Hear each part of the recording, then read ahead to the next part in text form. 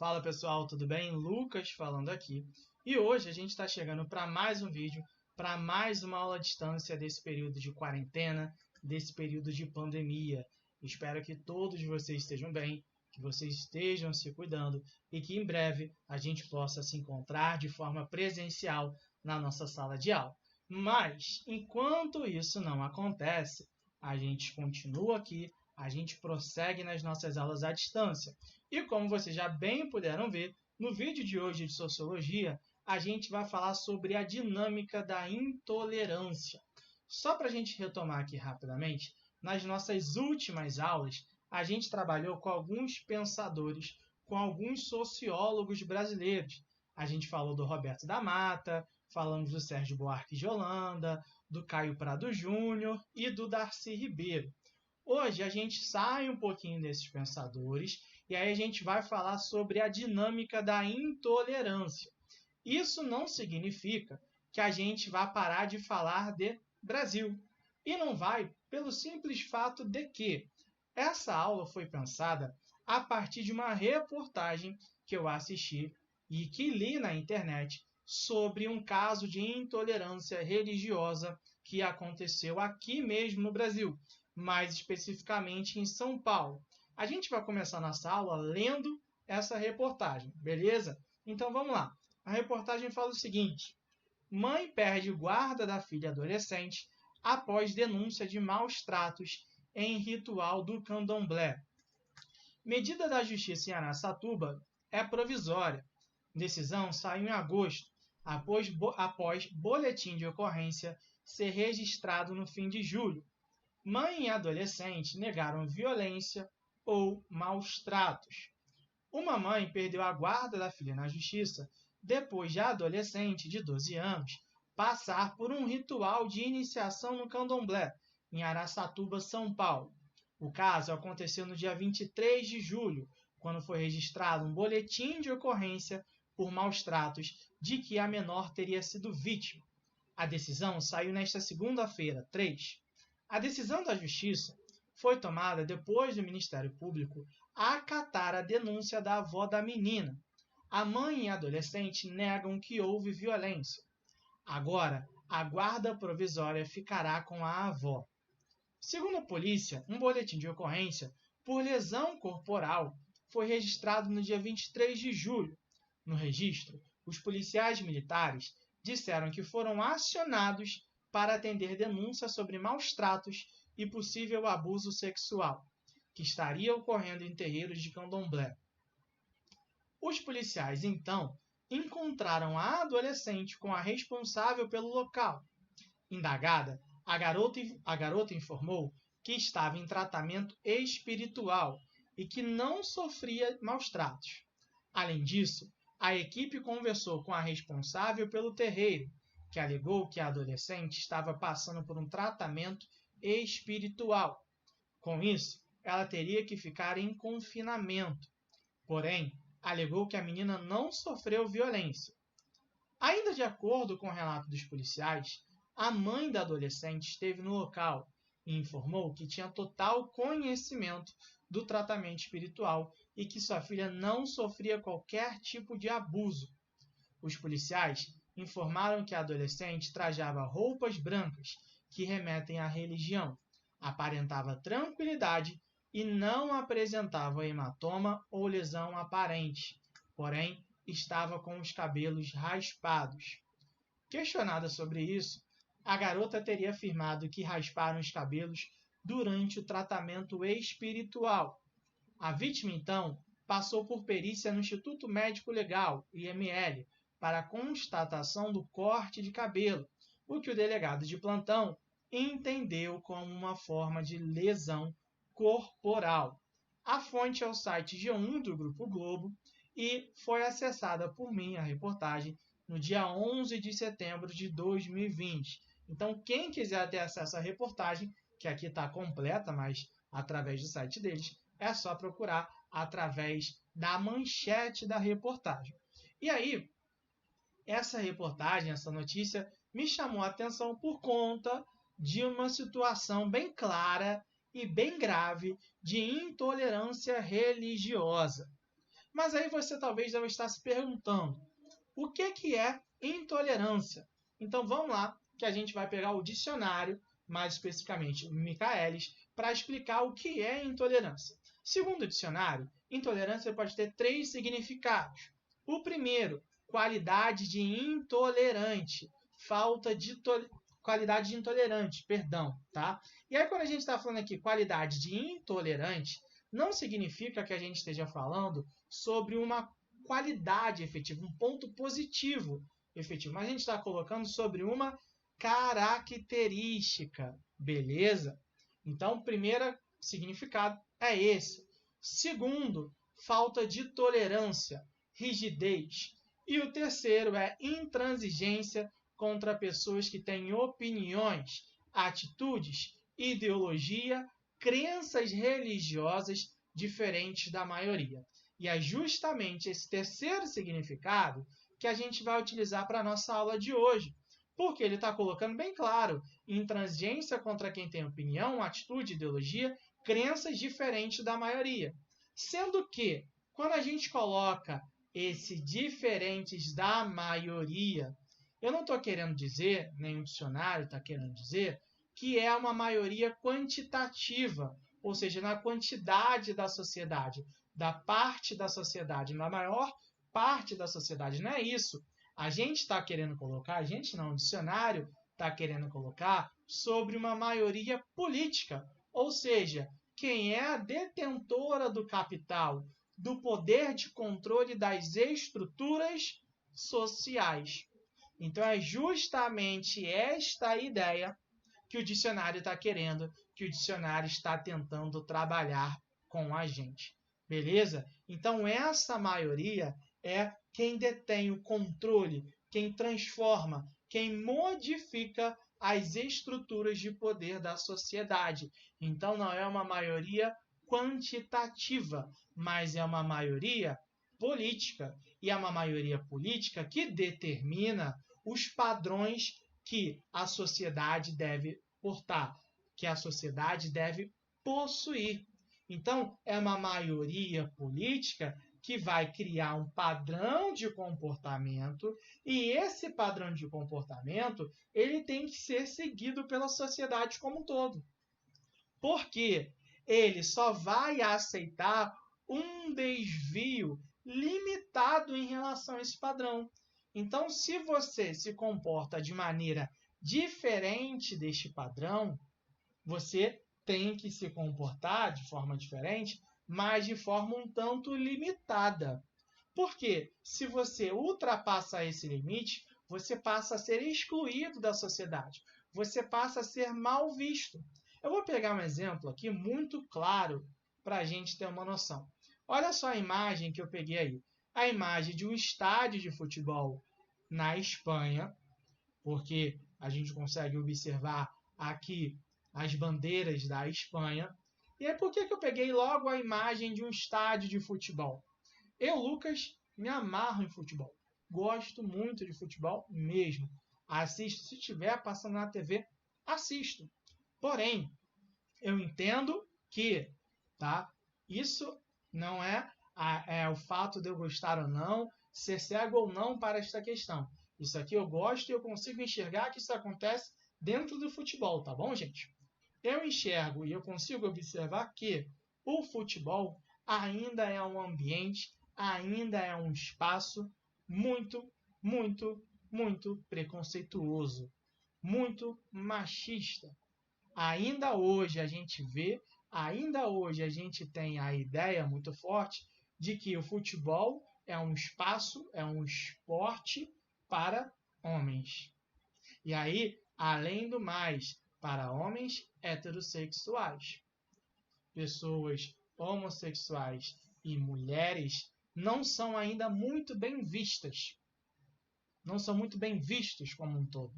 Tá? Então a gente consegue observar isso dentro do futebol. Porque o futebol ele tem o seu padrão dentro da sociedade. Então lá no início era um esporte exclusivo para homens. E aí isso se sustentou dentro da sociedade. Repara que qualquer jogador ele tem, né, o seu padrão de comportamento muito claro também, que tem que ser aquele cara geralmente mais broncudão, essas coisas como um todo. Né? Existem diversos tabus dentro do futebol.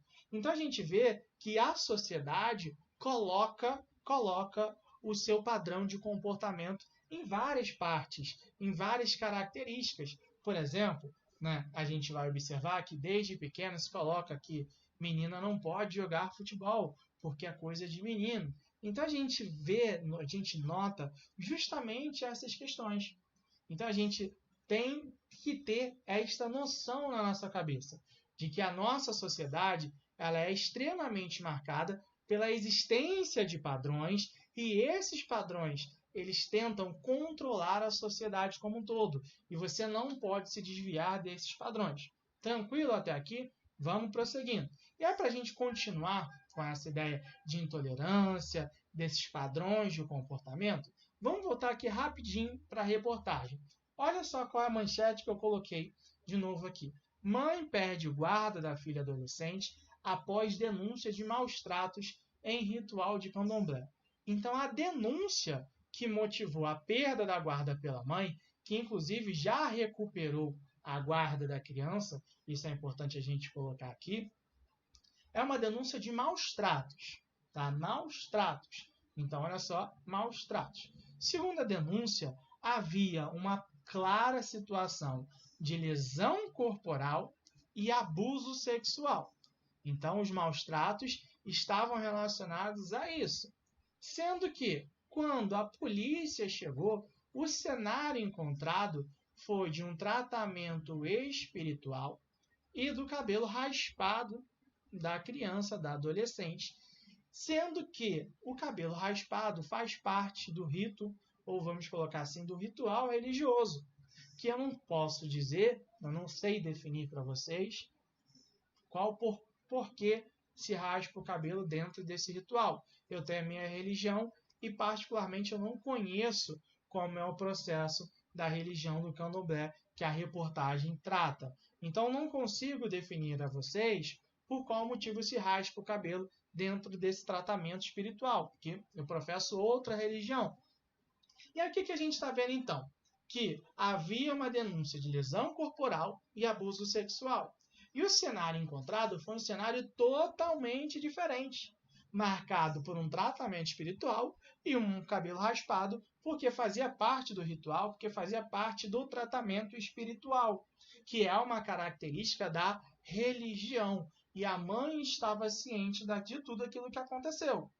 O boletim de ocorrência ele foi à frente, né, seguiu todos os trâmites e, no fim das contas, pelo menos de forma provisória, a mãe perdeu a guarda da filha por conta desse tratamento espiritual que estava acontecendo.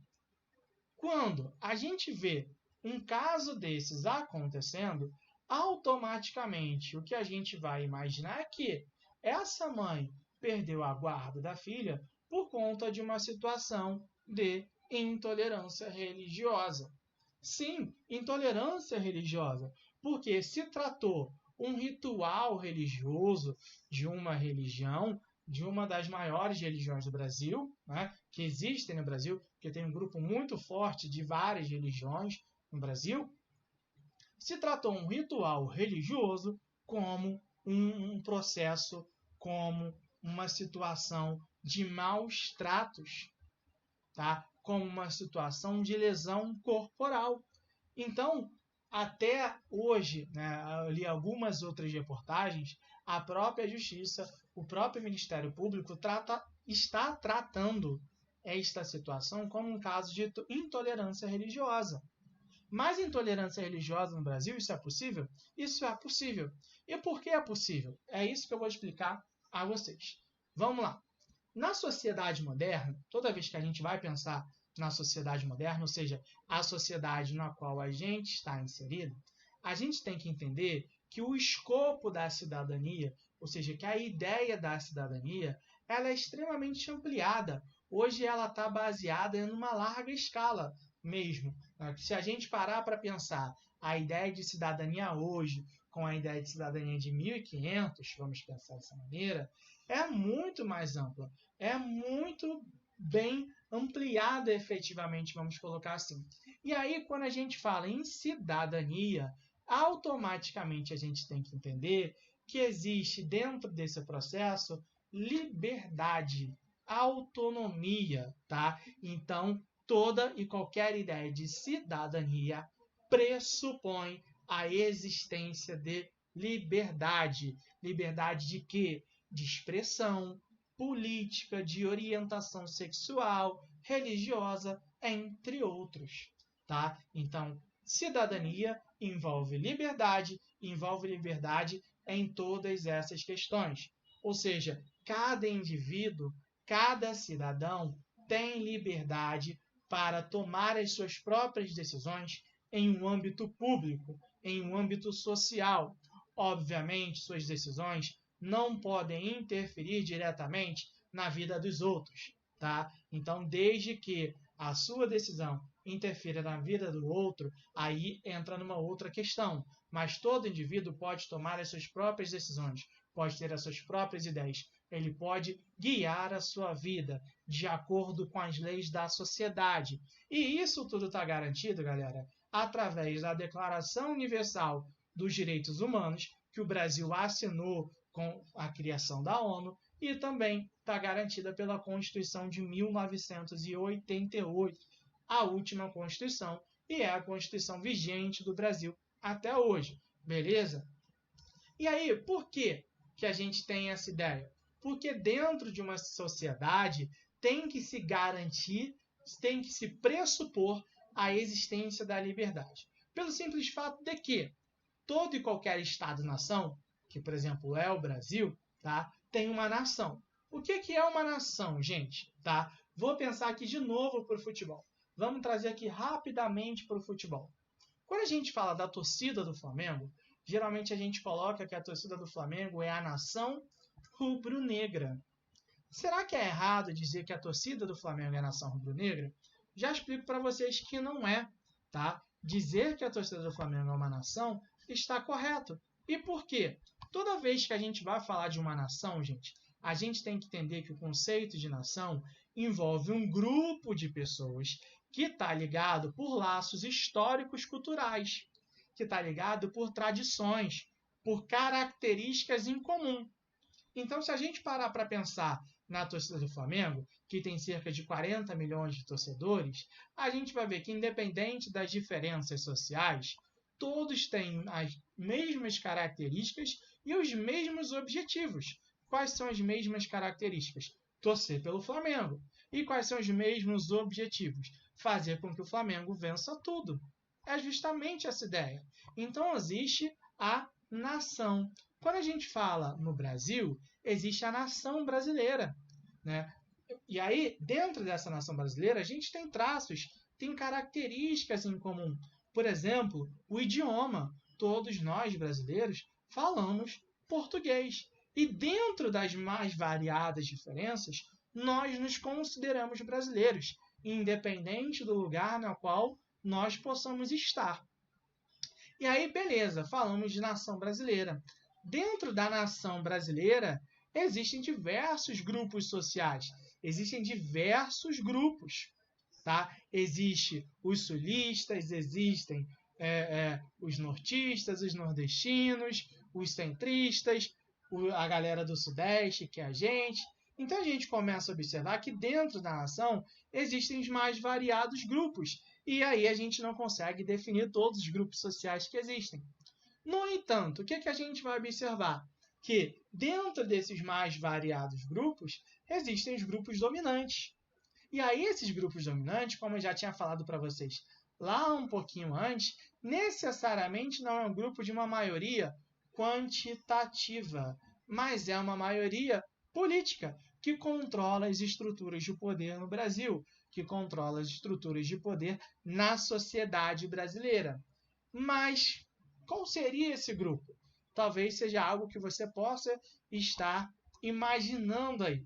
Vamos pensar qual grupo seria então. Vamos lá. Primeiro, tá? Classe dominante. Essa classe dominante brasileira, ela criou um padrão de comportamento aceitável, tá? E aí aceitável entre aspas, beleza? E aí, qual seria esse padrão de comportamento aceitável? Vamos pensar então, porque para a gente entender qual é esse padrão, a gente tem que voltar na história do Brasil, a gente tem que voltar na história da América, tá? Quem colonizou o Brasil? Quem colonizou a América? Foram os europeus. E aí, assim que os europeus chegaram aqui, o que a gente vai ver? Que de primeira já ocorreu, já aconteceu um embate entre portugueses e os nativos, entre os indígenas. Porque os portugueses, eles entendiam que o seu padrão social, que o seu padrão de comportamento era superior, era um padrão tido como civilizado em comparação ao comportamento indígena, em comparação ao comportamento dos nativos. Então, a primeira coisa que a gente começa a observar é justamente essa ideia, é justamente esta questão. Beleza, galera? E aí, o que a gente vai ver então? Que essa ideia de que existia um padrão de comportamento aceitável, um padrão de comportamento civilizado, foi marcado pela ideia que vocês estão vendo aí do etnocentrismo. O que é o etnocentrismo? É quando eu faço uma análise da cultura do outro baseado na minha cultura. Então eu olho a cultura do outro com os olhos da minha cultura. E aí eu sempre vou entender que a minha cultura é tida como normal, é tida como padrão de comportamento aceitável. Qualquer coisa diferente da dela, eu devo eliminar ou eu devo transformar para fazer com que se aproxime o mais próximo de mim, né? Trazer muito perto do que é meu e do que eu considero como normal, do que eu considero como aceitável, beleza? Então a gente consegue observar justamente estas questões, tá?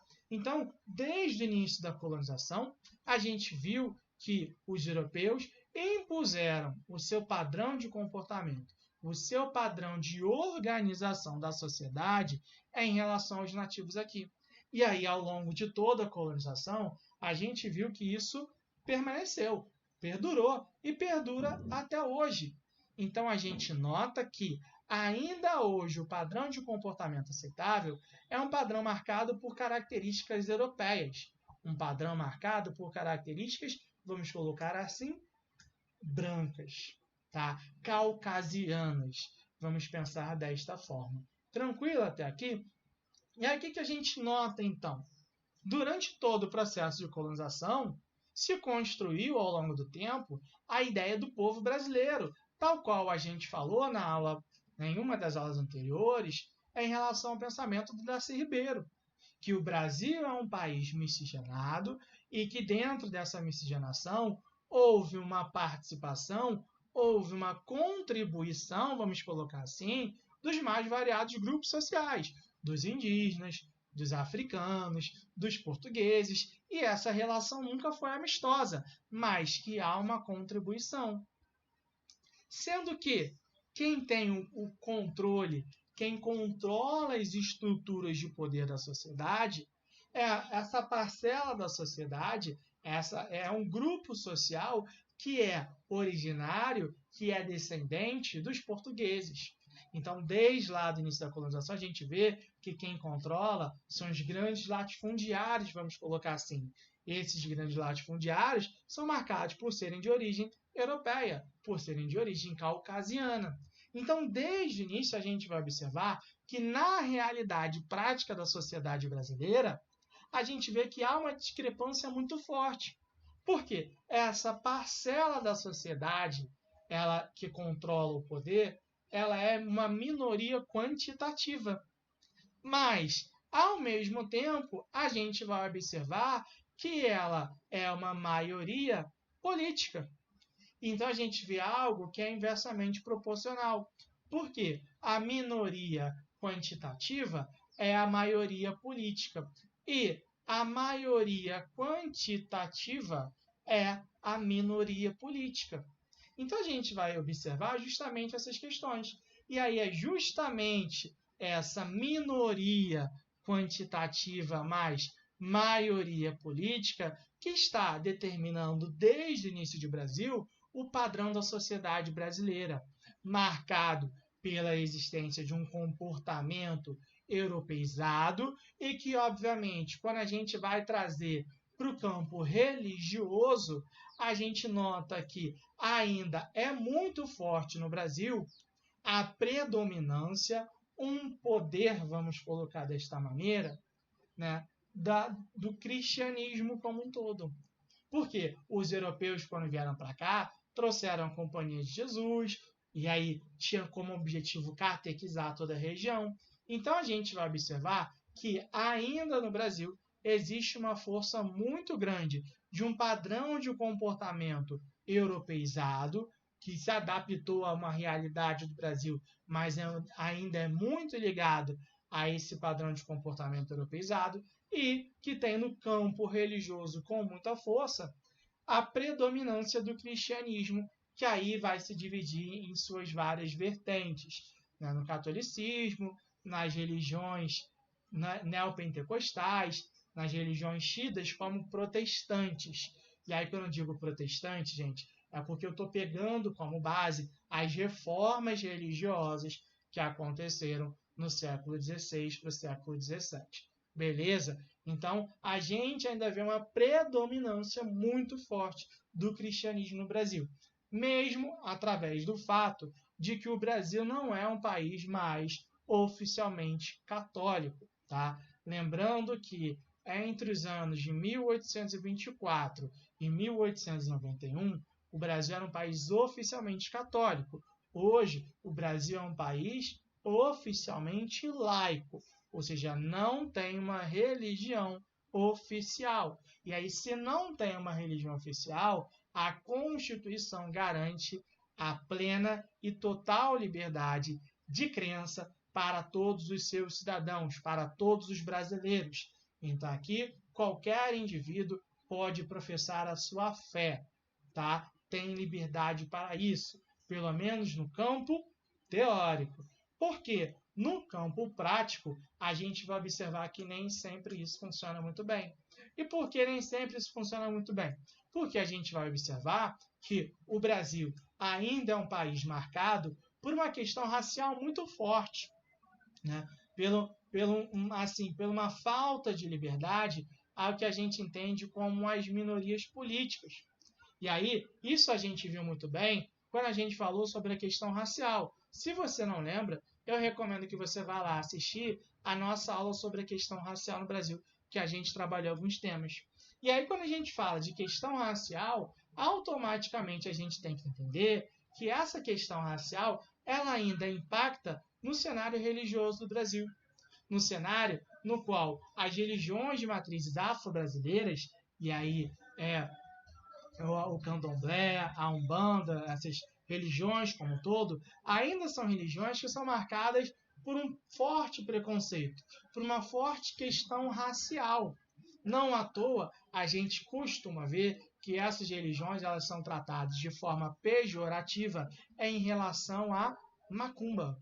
Então, geralmente, quando as pessoas querem falar de um candomblé, da umbanda, elas utilizam o termo macumba de forma pejorativa. E por que isso acontece? Porque ainda na nossa sociedade há uma predominância, há uma força muito grande do cristianismo. E aí o que a gente vai notar? Se a gente fizer um censo religioso, e isso tem no Brasil, tá? Existe um censo religioso, recomendo, né, indico vocês a pesquisarem sobre, a gente vai notar que no Brasil a maior parcela da sociedade ela é cristã, tá? A maior parcela é cristã. E aí existem outras religiões, e dentro dessas outras religiões são as religiões afro-brasileiras, matrizes afro-brasileiras. Então, por mais que elas sejam minoria, elas ainda têm os seus direitos garantidos e os seus direitos estabelecidos pela Constituição, estabelecido pela Declaração Universal dos Direitos Humanos. E aí o que a gente nota, então? Que toda aquela questão racial que existe no Brasil, ela interfere diretamente aqui. Não à toa a gente vai observar que há diversos casos, se a gente jogar na internet, de intolerância religiosa. E quando a gente fala de intolerância religiosa, podem observar que são quase sempre, quase 100% dos casos contra as religiões afro-brasileiras, de ataque a terreiros ou de investigações como essas de maus tratos. Eu acredito, por exemplo, que o ritual que a gente falou a reportagem, no caso, que a gente falou inicialmente ali, era uma reportagem que estava tratando de um ritual que pode ser algo semelhante ao batismo na religião católica, por exemplo. Quando a gente é criança e se os pais forem católicos, eles vão lá e batizam seus filhos. Né? Então, pode ser algo semelhante a isso. E aí, o que a gente vai observar? Que o batismo na religião católica ele é aceito porque faz parte do padrão de comportamento da sociedade, e aí este ritual religioso sofreu uma denúncia por parte da mãe, por parte da avó, perdão. Então a gente vai observar que no Brasil existe ainda uma forte intolerância religiosa, infelizmente. Então isso é uma característica do Brasil. Porque a gente é uma sociedade ainda marcada por uma forte desigualdade, por uma forte diferenciação social. E aí a gente tem que começar a pensar como a gente pode resolver essas questões, como a gente pode solucionar isso. É uma questão que a gente tem que ter noção. E aí eu deixo duas perguntas para vocês. Primeiro, a promulgação de uma lei seria a solução para resolver os problemas? Então, fazer uma lei já resolveria os problemas de intolerância religiosa? Fica a dica para vocês pensarem. E segundo, tolerar é a solução?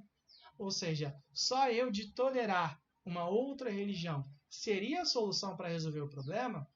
Essa é outra pergunta que eu deixo para vocês. Mas essa segunda pergunta, eu vou deixar uma outra questão. Porque vamos parar para pensar o seguinte: se eu tenho que tolerar algo, é algo que eu não aceito jamais, mas eu estou tolerando. Então, tolerar é a solução? Eu deixo essas perguntas para vocês responderem e aí a gente discute na nossa próxima aula ao vivo. Beleza, galera? Então, só trouxe alguns pontos para a gente discutir aqui e aí a gente continua essa nossa conversa na nossa aula ao vivo. Valeu? Nos vemos na próxima segunda-feira e até já, pessoal. Tchau, tchau. Um abraço para todo mundo.